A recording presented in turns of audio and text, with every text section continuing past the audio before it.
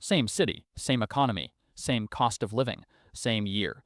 And two men, same age, similar income, arriving at completely different financial positions by the end of it. Not because one got lucky, not because one earned more, because the daily and weekly habits governing what each man does with the money he already has are structurally different in 8 specific ways that compound quietly across every month until the gap between the two positions is no longer subtle. The wealthy are not wealthy because they earn more than everyone else. Many of them do not. They are wealthy because the architecture of how they relate to money, how they think about it, track it, allocate it, protect it, and grow it, operates on different principles than the architecture running in the financial lives of everyone around them. Those principles are not innate. They are habits, installed deliberately, held consistently, compounding silently. Bruce Wayne did not manage Wayne Enterprises through exceptional financial instinct. He understood the structural principles that separated organizations that accumulated from those that merely operated, and he applied those principles systematically, without exception, regardless of how the individual decision felt in the moment. These 8 habits are those principles applied to a personal financial life. Here is every one. Habit 1. They know their net worth number and update it monthly. Not approximately, specifically. Everything owned minus everything owed, calculated once per month, written down, tracked over time. The wealthy do not manage their financial lives by feel. They manage them by number. A man who knows his net worth makes different decisions than a man who doesn't, because the number makes the direction of every financial decision visible. Every purchase, every investment, every debt payment either moves the number or it doesn't.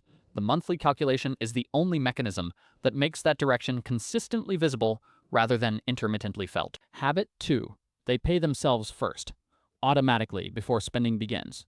A fixed percentage of every income event moves to a separate account before the money is available for spending. Not what is left after the month, what leaves first. The wealthy understand that spending expands to fill available money the same way a gas fills a container.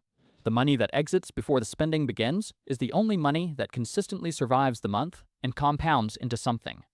Everything else is subject to the expansion. Habit 3. They think in assets, not purchases. Before every significant spending decision, the wealthy ask one question the average person never asks: is this acquiring something that holds or grows in value, or consuming something that disappears immediately? This is not a directive to avoid consumption. It is a mental model, a frame that makes the nature of every financial decision visible before it is made. Over years of applying that frame, the financial position shifts structurally toward assets and away from consumption in a way that no individual decision produces, but the consistent mental model does. Habit 4. They protect the downside before chasing the upside. Emergency fund first, insurance against the specific risks of the current life stage, no single point of financial failure. The wealthy are not wealthier because they took bigger risks. They are wealthier because they took calculated risks from protected positions. And a protected position means that when the bad event arrives, and it arrives for everyone, it is absorbed rather than catastrophic. Wayne Industries did not expand without protected capital reserves. The expansion was built on the protection, not instead of it. Stay with habits 5 through 8. The first 4 govern how money is held and protected. What comes next governs how it grows, and habit 7 is the one that most people understand intellectually, and almost nobody applies with the consistency required for it to produce what it is designed to produce. Habit 5. They invest consistently, regardless of market conditions. Not when the conditions feel right, not when the news is positive, on a schedule, automatically, regardless of what the market did last month. The wealthy understand that the primary predictor of long-term investment return is not the timing of entry points. It is the consistency of contribution across time and the discipline to leave the investment alone during the periods when leaving it alone is hardest.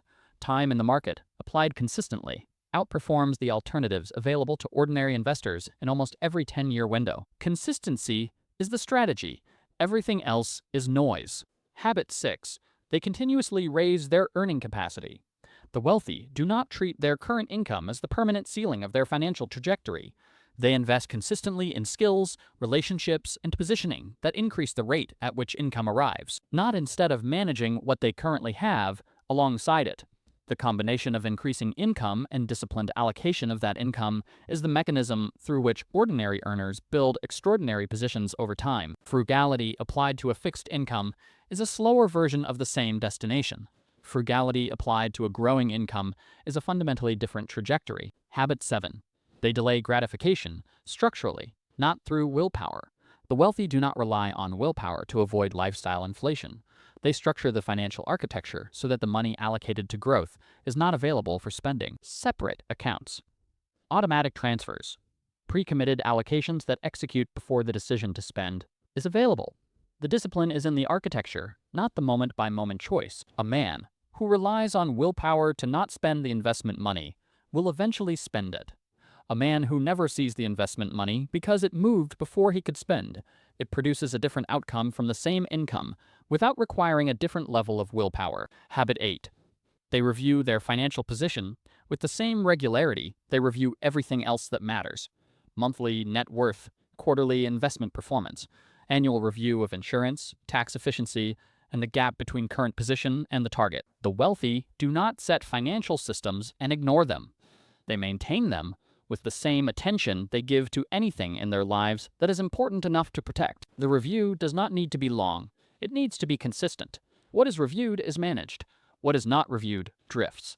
The financial gap between the wealthy and everyone else is, in significant part, the accumulated drift of unreviewed financial systems over years. You came into this expecting the habits of the wealthy to be either inaccessible or obvious.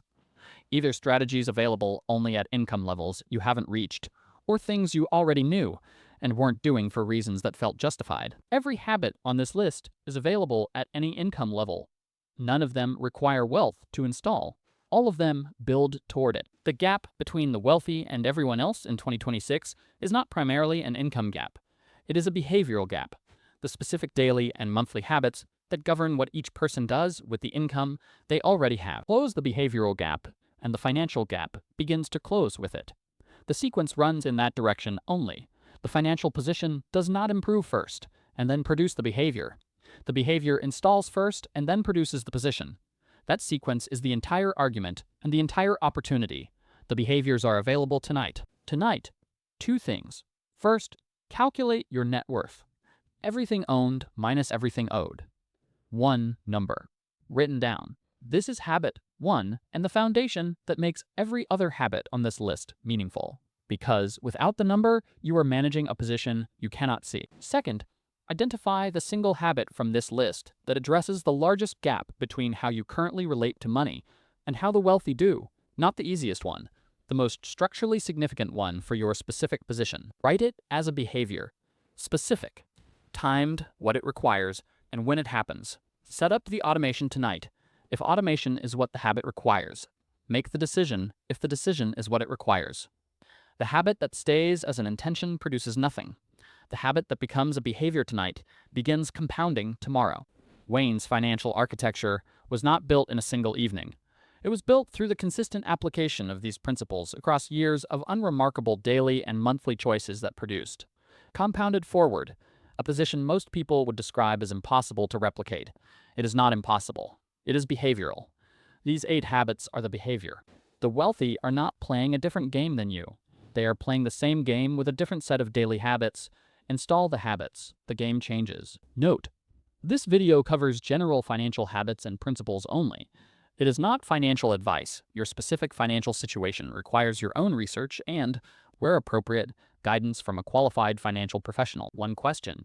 Which of the 8 habits, name the number, is the one your current financial life is most missing? Drop it in the comments. That number is tonight's installation target, not a plan.